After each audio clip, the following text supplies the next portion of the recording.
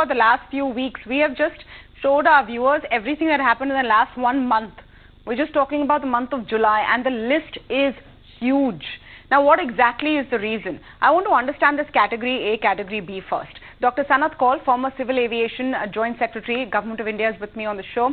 I'm also speaking with Mark Martin, founder and CEO of Mcon Consulting, both aviation veterans. Thank you so much for speaking with us today. Dr. Sanath Kaul, I want to understand this category A, category B1, B2 engineer regulation that the DGCA is talking about. What is the difference between the two, and what does it mean in terms of safety? Does it mean that perhaps less qualified people or underqualified people were giving clearances to aircraft all this time? Yes, it amounts to that. It's sort of the level of category are defined with the experience and the degrees that they hold. So to that extent, yes. And it is a serious issue that what is happening. So that's why they are saying if you don't have that category of engineer, you make them fly, go to when the aircraft lands, inspect the aircraft and fly back if that is required. Therefore, DGCA is now taking the extreme step of making sure that everything is done as per their requirements. I may also add that there has been some talk that financially airlines are down and therefore they are compromising on safety. Now that I think is not very clear, because during the COVID they did suffer, but now there's a minimum price attached to each sector, and therefore the airlines can't go below that in their pricing. They are getting 80% plus utilization of seat capacity. So I don't think there's a financial issue involved in this. I don't really feel that I can excuse the airlines or at least back them that they are having a financial crunch. On a day-to-day operation, they should be earning enough to meet the requirement. Then what is it that this is happening so frequently and it's happening every now and then is a matter which is very serious and needs to be examined. The other two things that you said, one was about the bird hit and the other was about a dog on the runway. So it wasn't a bird hit. It was a bird found in the glove compartment of the co-pilot. Yeah. Okay, but that's something very odd and never heard of it. No, I agree with you. Dog in the runway is not something which has never happened. I mean, you can't really control. No one can control if a stray goes on the runway. It is a control thing, but it is the responsibility of the airport. Okay. To make sure that but if there is a bird in the glove compartment of the co-pilot's cockpit, I mean, in the cockpit, these two pilots are there with a bird. Isn't that dangerous? Well, is it a pet bird? God knows what it is. I've never heard of this. He's carrying a pet bird with him. That's the only reason I can think of. Otherwise, how can a bird enter a glove compartment? So what the preliminary reports say in that particular case, that it seems to be a lapse in last-minute checks, which is why we want to ask the question, Mark Martin, I'm glad you've joined us on the show today, that what really is going on? Can this all be just, bad luck July, so many instances time and again, or is there a bigger picture that we're seeing over here? I mean, look at the 3-4 things that we have put together in terms of evidence and facts in front of our viewers. All of these incidents, the mass leaves and financial troubles that the airlines have been going through. How is it all connected? Tamanna, great to be here, and thanks for having me. Now, let's just start from the beginning. B1 engineer is an engineer who's qualified on the aircraft. A B2 category engineer is somebody who works on engines, avionics, and so on. Now, it is imperative, underlined imperative, that an aircraft has to be released with the sign-off of a qualified engineer whose license is endorsed on the type of aircraft and who's approved by the DGCA. If you don't have a B1 engineer, you cannot, I repeat, cannot release an aircraft. You may get an engineer from another airline to sign the aircraft off on his license. So clearly what's happening is appalling. This is ridiculous that in 2022, India is one of the fastest growing aviation markets. We need to see unqualified people being released unqualified people, releasing aircraft. I mean, this is absolutely no go, and I think the DGCA has to be one minute. Mark, I want to come back and underline this point because I think it's an important one. Are you saying that the DGCA's directive, in a sense, proves it shows that being followed? It shows if they have to give a 28th July deadline and say only these level of qualification people can release the aircraft, it shows it's not been happening so far, doesn't it? It's not been happening so far, and 28th July is, airlines don't have a magic wand that they can recruit 200 or 300 engineers overnight and solve the problem.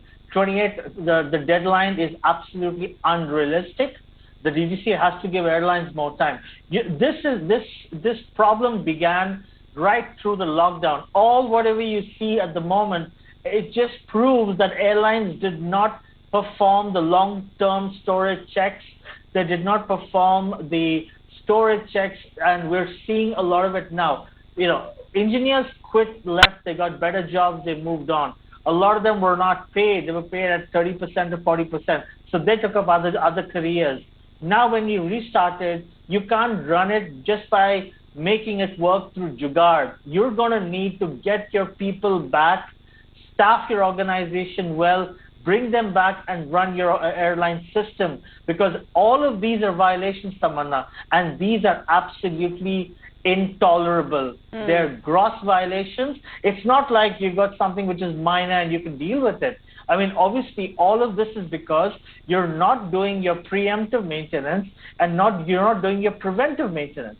Now, on the minor incidents that we've seen, an engine issue, diversion, that's a safety option. You just go and land at the nearest airport and say, fix my plane, okay? But some of these are, some are ridiculously catastrophic that could lead to a disaster. Some are absolute negligence, like the bird in the aircraft. I mean, I've seen not just birds. I've managed airlines in my career. I've seen iguanas in the cargo compartment. I've seen snakes. And I've seen mice and rats which go in the cargo compartment and then get to the cockpit and create havoc. So this is something which is not acceptable. Does it happen? No, yes, I want to understand a couple of things. 1 minute. You're absolutely right. It's unacceptable. But, can we draw the conclusion that these are oversights and conscious oversights which have been taking place since the COVID pandemic? Corners are being cut. So what is DGC and Civil Aviation Ministry doing? Dr. Sanat Kaul, so far we've seen that the Civil Aviation Minister Jyotiraditya Scindia held a meeting. That was just yesterday. The DGCA has been issuing notices left, right, center. They've been grounding planes that are not fit to fly. But is that really enough? Because all of this is happening under the DGCA's watch. No, it's not enough at all. And as I said earlier, while whatever happened during COVID and the airlines suffered, they have been compensated enough because now there is a minimum price barrier which increases with the fuel increase. So the airlines are well protected with their prices. Their ticket prices cannot come down sharply. They remain and they go up along with the petrol air turbine fuel. At the same time, the occupancy is very high, so they are getting good response from the passengers. So frankly, they have no great excuse to say that they are short of funds and they can't do it. Yes, as Mark has said, they threw out a lot of people, they reduced salaries, a lot of people have left, and now they are in lurch. They are looking for qualified people. They may not be able to get them. The DGCA has said, okay, if you don't have them, whatever you have, you make them fly in the aircraft. When the aircraft lands, the same qualified guy is going to get down, inspect the aircraft, clear it, and then carry on back in the aircraft. Now, that's the only way. One solution is that. Then you get qualified people. But there is no excuse of not having qualified people. So what are we going to see from the 28th? If they don't have enough people, they cannot manage this, are we going to see flights being cancelled then in larger numbers? Maybe they will also do what DGCA is saying. If they have a few qualified people, they will be flying with the aircraft. Yeah. Every time the aircraft lands, they get down, they clear the aircraft and then get back into the aircraft. Right. I mean, instead of just the captain and the crew, there'll be now. So the engineer will be on board. The qualified engineer will be on board. All right. That's the only way I can think. I want to understand one thing, Mark, because you guys are aviation experts. You look at it in terms of what the rules are, the procedures are. But for our viewers who are watching right now, they have to understand the enormity of the implication. When we talk about passenger safety possibly being compromised, so what happens if underpaid or disgruntled or underqualified people clear an aircraft? And then you have all of these incidents, right? Like burning smell in the vents, smoke in the cabin, maybe bird in the cockpit, etc. What does it really mean in the worst case scenario and in terms of passenger safety? Give us details on that, Mark.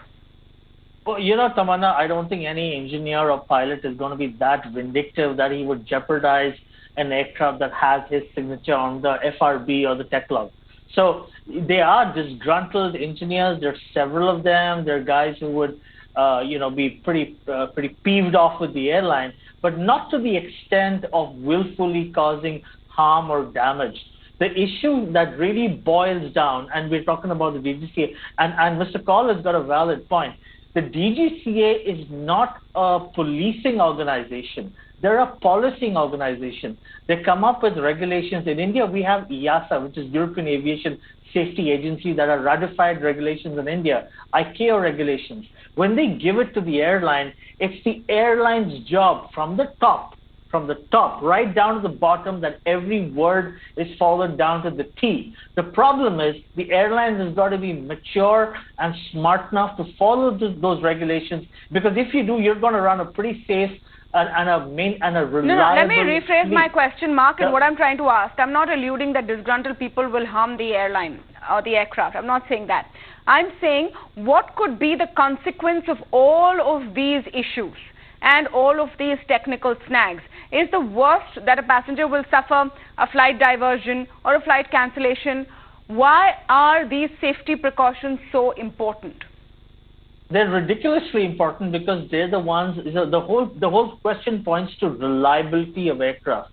There's the aircraft at the moment that are flying, paying passengers. It's not a charity. Passengers are paying an airline. Those aircraft are not reliable. Now, if you go to why are they not reliable, it's because there are no people. Why were there no people? That's because you got rid of them and didn't pay them. Why did that happen? Because they quit their jobs and the airline didn't think it smart enough to recruit people. Why are these violations happening? It all boils down to people. And guess what? It goes up right up to the CEO and the accountable manager. There should have been foresight. Airlines have got corporate planning departments and teams, and the CEO, he should have figured this out during the lockdown. And this is a fact of life. In India, most airlines, we react only at the last minute.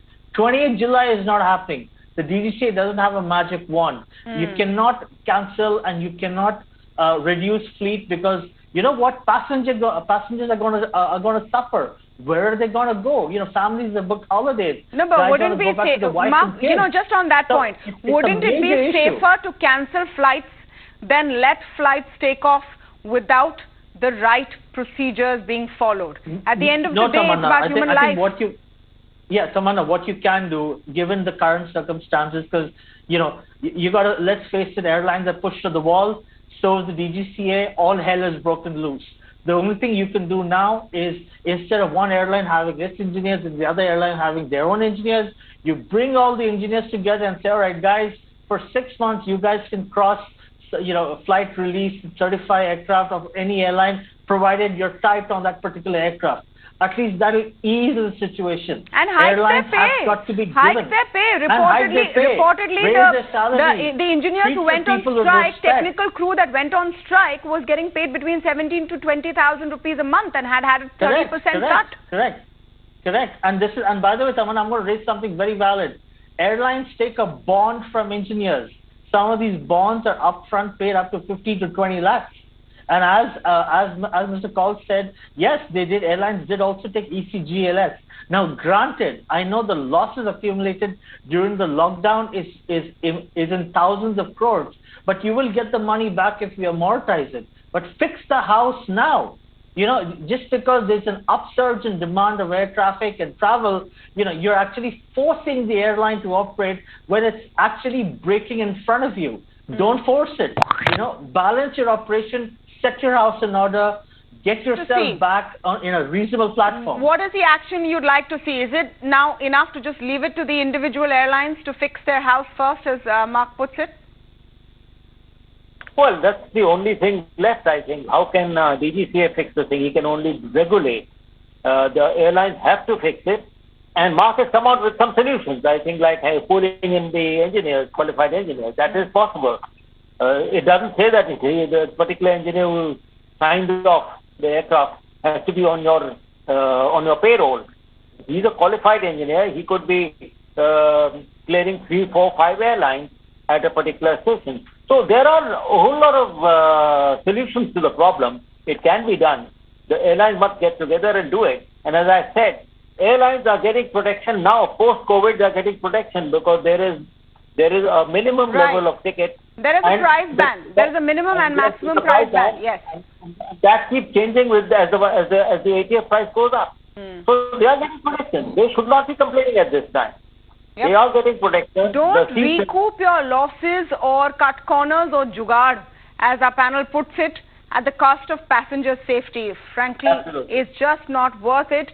And the Civil Aviation Ministry, the DGCA needs to sit up and take notice and not take Indian passengers for granted. By the way, India is the 3rd largest aviation market in the world after UK and China, expected to grow at over 6% every year till 2040. Let's not let that whole potential go down the drain because we want to cut corners. Thank you so much, Mark Martin and Dr. Sanat Kaul, for joining us on the Deep Dive this evening. I want to take you to the big story that's breaking this evening from a moment.